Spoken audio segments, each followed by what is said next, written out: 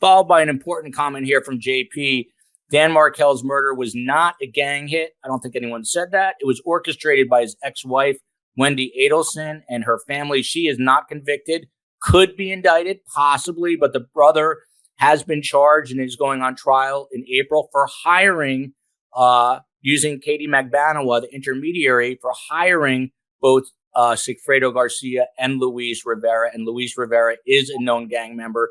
So, Jeff, back to you. I know you want to discuss some of the broader topics. What is a gang? Why do people join gangs? Things of that nature. So please take the reins.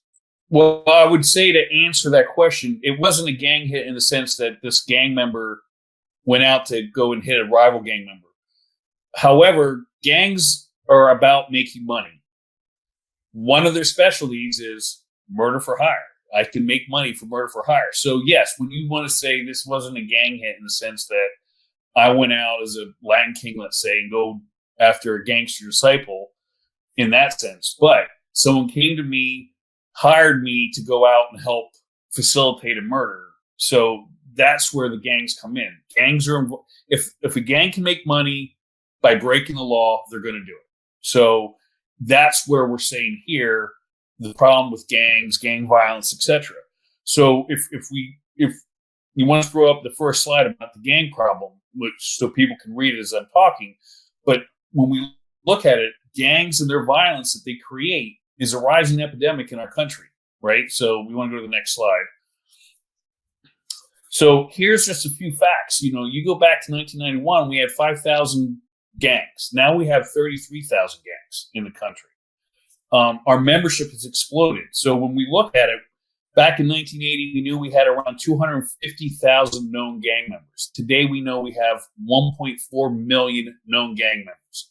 So when I want to say known, that means how many don't we know, right? So for the FBI, for law enforcement as a whole, when we talk about known gang members, we just can't say, oh, there's a guy on the street, he's wearing red, he's in blood gang territory, he's a blood. We need a lot more than that. So law enforcement has created a checklist and they have numbers. So I'm going to make it easy right now because I don't have one near me. But let's say you need, out of 20 points, 12 points to become a known gang member. And we have to verify that. So one of them would be associating with gang members. So if I associate with a bunch of bloods, being an associate would get me maybe 1 point. So now I've got 11 more points to go before I can be considered a known gang member. So there's lots of little different things out there that will add up and give you numbers.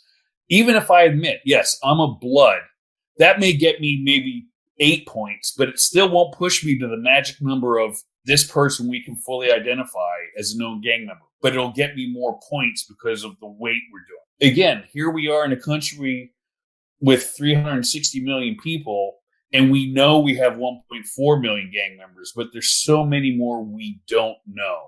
And that's why we say it to this point. And when we look over each year, cities that have 100,000 or more people, their gang killings, the murders that are taking place are increasing by about 13% a year. That's staggering. And so when you look at across the country, 48% of violent crime committed in this country is by gang members.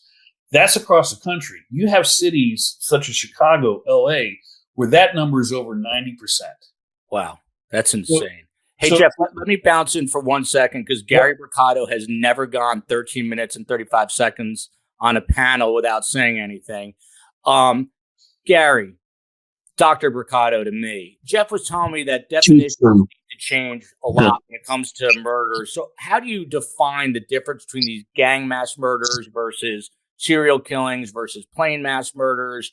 Why don't you open that can up and explain to the audience, because no one knows this better than you. Well, first of all, we've got to distinguish between what we mean by mass murder and serial killing before we can talk about subtypes. So first of all, serial killing, according to the current definition, simply means that a person is killed twice with a cooling off period between the killings. And there's no mention of motive in the current definition. so that a member of a gang was killed, two people or more, let's say, separated by something like a month between two of the killings, is a serial killer. I'm not crazy about the current definition, but that's the current definition. And in its original form, the definition required 3 victims separated in time by a cooling off period, and the killing had to be, quote, in the service of abnormal psychological gratification, so that it was more about something like sexual gratification, ego fulfillment, so forth. Now the definition permits us to include people who kill for criminal aims, gang activity, so forth. Now, regarding mass murder, one of the things I've said several times here on the show is that, along with my colleague at Columbia Medical Center, Raghu Gurgis, I co-created the Columbia Mass Murder Database. That's, to our knowledge, the largest study ever done of mass murder worldwide. We looked at cases between 1900 and 2019. So it's an enormous data set, mass shootings and mass murders by any means. And first of all, when we talk about a mass murder, the more conservative definition is 4 people killed at the same time in the same location, no cooling off period. Some people, including ourselves, use the definition of 3 or more people killed at the same time in the same location, no cooling off period.